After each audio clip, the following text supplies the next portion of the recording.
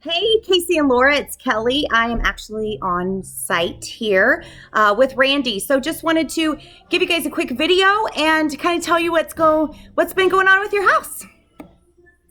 So as you can see here on the walls, everything's been insulated. They're actually finishing up right now. As soon as this is done, get everything cleaned up, and we got another city inspection that we'll do.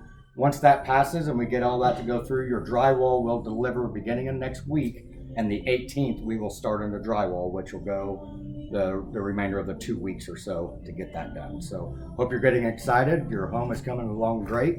So if you have any questions, feel free to reach out to me or Kelly. Thank you. Awesome, guys. Hope you're having a great week, and we'll talk to you next week. Bye.